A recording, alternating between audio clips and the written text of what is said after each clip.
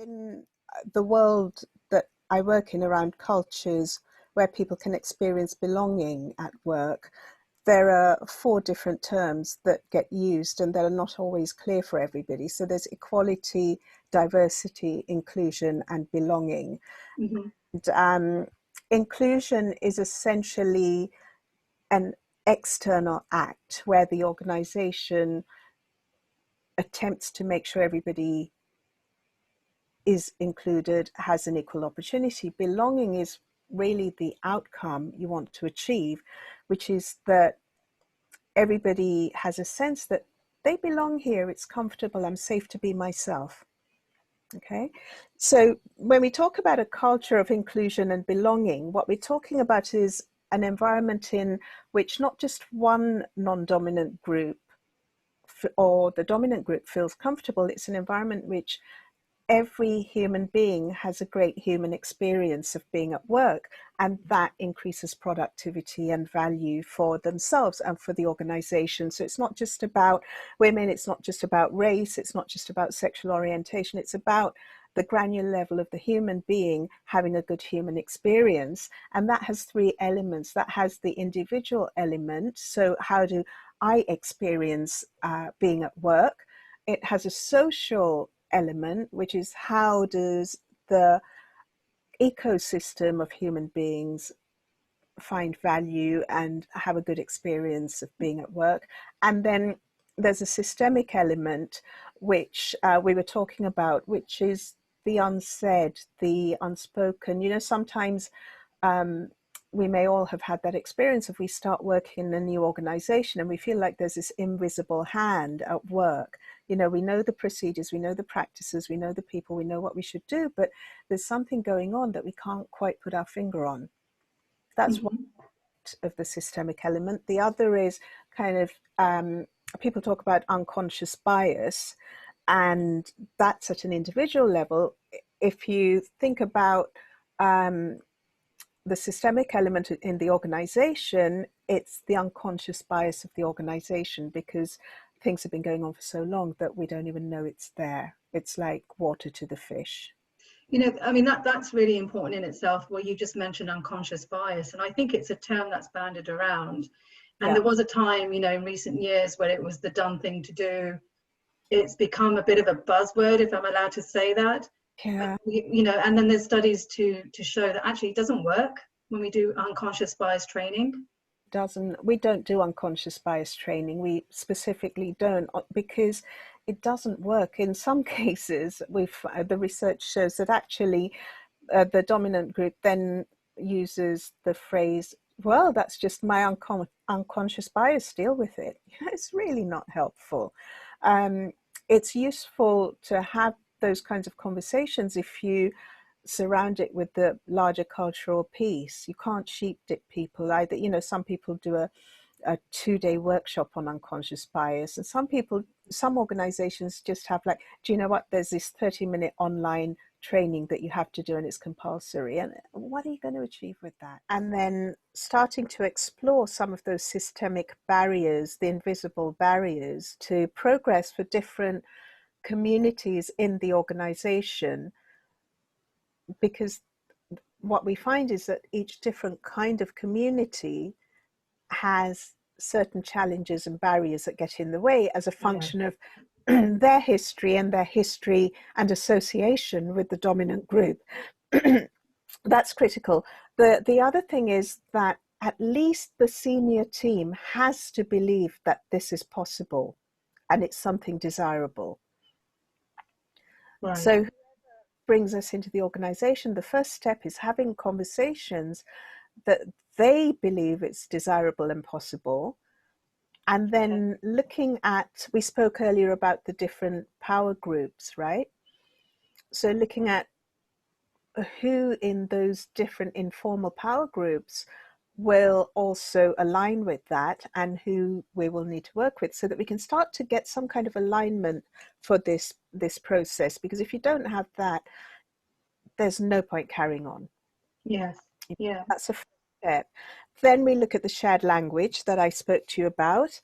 And then we benchmark. So we benchmark where are the gaps when it comes to inclusion, and we have an 8-point framework that we use for that, covering things like governance, covering things like recruitment, retention, development, the exit process, policies. All of that. We have a whole benchmarking process that we take people through, usually as a senior team, so that you can identify the gaps and have a sense of where there is to do some work. Right. And then start having conversations about how do you have inclusive meetings.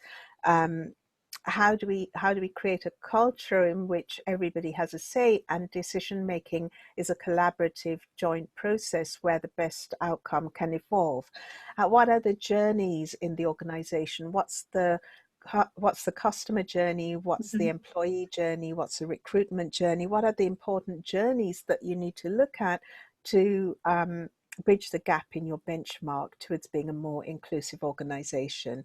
And from there, you can start doing the usual transformational stuff, right? The vision, the strategy, the goals, the dedicating resource and teams and sponsors and champions, which I think most transformation agents and facilitators do. But for me, the gold in this and the value is in how you set it up, because that'll determine whether it's going to be successful or not. So this is really about breaking down the systemic issues we have, that would, identifying first institutionalized racism, Yeah. and how that might manifest within your organization. Yeah. Right. And then actually breaking that down, providing a safe space to talk about it. Yes. And then having some sort of plan of action going forward. Yeah. That enables you to continue to do work around this. But you talked about then working on the vision, the statement, the strategy, and so on. But usually those things happen, some large organizations, particularly the not-for-profit, maybe public sector, some organizations will have this 3-year corporate strategy, and then they revisit it every 3 years. And then maybe they actually include in there, we need to be more inclusive, in who we reach out to and be representative of, but they don't do anything on that inclusive agenda. That's right. So what I'm saying here is, specifically for inclusion and belonging, you've got to have a vision of what the organization will look like that everyone can touch and feel. So are we then saying that actually every organization has a responsibility, all leaders have a responsibility to bring in values, core values around inclusion, around true equality? Yes, which absolutely. has equitable practices. We didn't really talk about equity in this, but and is truly diverse and representative. That's right. If they want to deliver on what they're promising on LinkedIn and in the press in terms of being an organization that's committed to Black Lives Matter, or an organization that's committed to gender parity, it's all very well saying that, but unless you have a vision of what that's going to look like, a goal that you want to achieve, and a strategy for getting there, specifically around inclusion and belonging, and specifically around what you're saying you're committed to, that the whole organization can own and believe in, and believe that it's possible, as well as believe that this is a good thing to do, it's not going to happen. Because Black Lives Matter is such a critical conversation right now. I'd like to just, pardon me, I'd like to share some thoughts about that, if that's all right. Yeah. So we've covered some of these points. So specifically around Black Lives Matters, I think the whole concept of the dominant and non-dominant group is essential. Really listening and understanding the history, and being comfortable with being uncomfortable, and allowing for those differences to show up, having compassion for yourself and for the other people in your organization, so that whatever's unsaid in the organization can surface and be let go. And So there's an organization we've been working with who have given me permission to talk about this. They're a courageous organization, right? So that, Absolutely. you know, there aren't many that I couldn't go, for example, to some of my larger corporate clients and say, you know, can I talk about what we're doing? But this organization has given me permission to talk about what they're dealing with. It's an arts organization called Arts Admin, and we started working with them last November.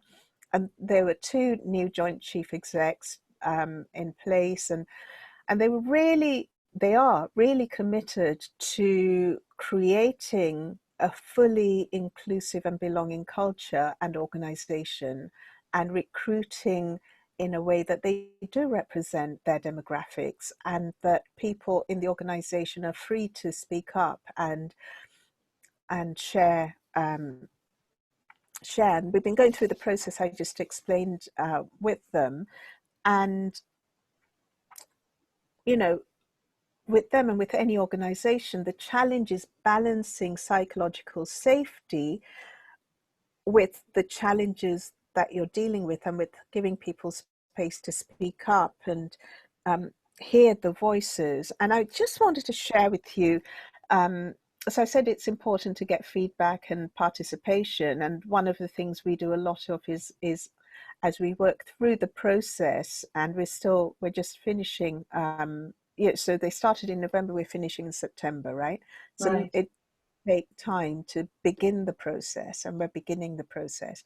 But what I was really moved by is, in one of the surveys that we did, we asked people what it means to be an anti-racist organization. And I just wanted to share with you some of the things that people said, because it's very moving. So the first one is, acknowledge that we as white people have power and privilege. Give up this power and privilege to people of color, and come to a healthy and functioning sense of a white racial identity. Be aware of how we rely upon racist structures for our employment, communication, property. Actively recognize and break down this privilege through our everyday practices. Wow. Isn't that inspiring?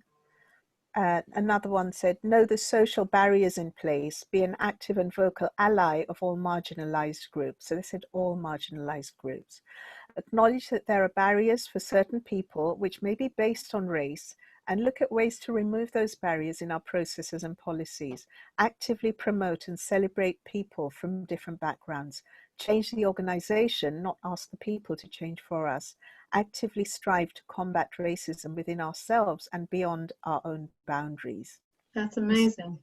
a whole list of those that I could read, but I think that gives you a sense of the courage that people have when you create a safe space. Yes. Yes, absolutely. Absolutely.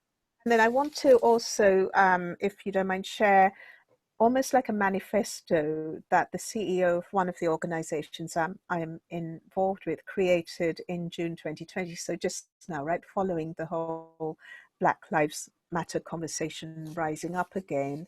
And if I may, I'd just like to read this so you get a Yeah. sense of what it is to not just do a wallpaper statement, but to actually think deeply and reflect about how you're going to cause change. Okay. Okay. She says, in my leadership role at LifeBeat, I'm making a commitment to prioritize anti-racism and to challenge systemic and structural racism in our wider society. I also make a personal commitment to educating myself and to gaining a deeper understanding of my own racism on an ongoing basis as a practice.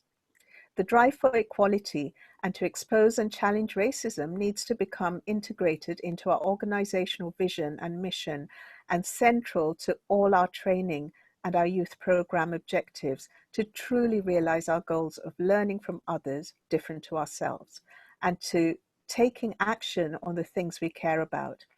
This vision and mission needs to be backed up by a clear and committed plan, which is well resourced and well executed over time, with measurable goals and accountability to implement change. Such a plan needs to prioritize the voices of our Black community and people of color within LifeBeat, and be created with our voices at the heart of this vision and plan. Now, here's the really important thing, like, that is heartfelt, you can sense it. The Mm. graph really shows that she's going to do something about this. Okay, so as a step towards this, a review needs to be undertaken at all levels of the LifeBeat organization. With this in mind, this week I called an urgent meeting with the chair between myself and the Board of Trustees to clarify a clear commitment to increasing the diversity and Black representation of its members so that as custodians of LifeBeat, we can truly represent the voices and perspectives of the Black community and people of colour staff and the young people we serve. I see this as one of my key responsibilities to ensure that there is clear dialogue between the Black and people of colour LifeBeat staff and young people and the trustees to ensure that their voices are heard and they inform the direction of the organisation. Our board are fully supportive and in agreement with this priority. And she goes on, right? But what that shows is we're not pretending anything here. And this is an organization that's already pretty good. Mm.